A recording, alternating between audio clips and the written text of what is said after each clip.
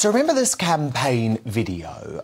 Look at this. What I'm about to show you was Rishi Sunak promising to shred EU laws during his first 100 days as PM from his first failed campaign to become PM. Do we have that video?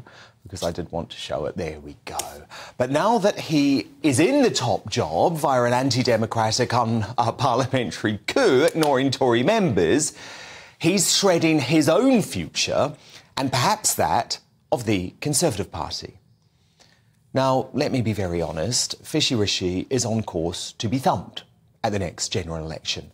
Privately, senior Tories admit to me that under his leadership, there is little hope of staying in government. And today, that's just getting worse, with the decision to scrap the cast-iron promise of getting rid of thousands of EU laws at lightning speed to deliver on the Brexit dream. That terrible call has meant Brexiteers MPs have even started a conversation about delivering letters of no confidence in Sunak to 1922 Chair Graham Brady. Meanwhile, the Business Secretary Kemi Badenoch's own ambitions of replacing Sunak also seem to have been shredded, with this snaky decision to roll back the bonfire of European laws and then sneak the announcement out via a newspaper. That's seen her hauled over the coals today by the Speaker, Lindsay Hoyle. I'm very sorry that the sequencing that we chose was not to your satisfaction. I was... Order! That is totally not acceptable. Who do you think you're speaking to, Secretary of State? I think we need to understand each other. I am the defender of this House and these benches on both sides. I am not going to be spoken to by a Secretary of State who is absolutely not accepting my ruling. Take it with good grace and accept it, that members should hear it first, not a WMS or what you decide. The fury today, though, doesn't just end with Lindsay Hoyle and with the Brexiteers. 10 terrified Red Wall MPs have written to the Prime Minister, demanding he pull his finger out by summer on the government's levelling up pledge or face an election hammering. So Rishi's rebellions now come from furious Tory MPs over Brexit, levelling up, housing reforms and the failure to stop the boats.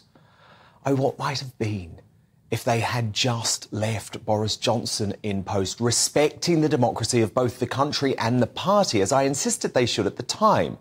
Instead, they gave in to the psychotic Sue Gray-led Partygate witch hunt, as former Boris Comms chief Guito Harry has outlined in his bombshell new podcast released today. Conservative MPs, in his words, had become psychotic. The police were trawling all over Partygate, and an inquiry led by a, until then at least, obscure civil servant called Sue Gray, now a household name, of course, and a hero of the left, was planning what he described then as an orgy of pain, abuse and humiliation.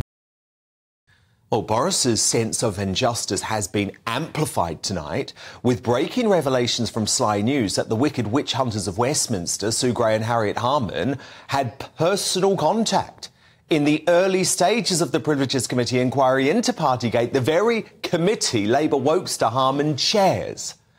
So it's time for there to be democracy and conservatism brought back into the Conservative Party. Or what on earth is the alternative being offered against Labour at the next election? So that's why I'm going to be attending the first Conservative Democratic Organisation conference in Bournemouth on Saturday, alongside true Tories like my colleague JRM, Nadine Dorries and Priti Patel, and I'll show you what happens there on Monday's programme. But we can't sit back and let the country be taken hold of by a socialist coalition from hell, led by Slippery Starmer and supported by the Corbynites, Scottish separatists, Greens and Brexit-reversing Lib Dems. So this is actually not just a fight for the soul of the Conservative Party, it's a fight for the soul of the country.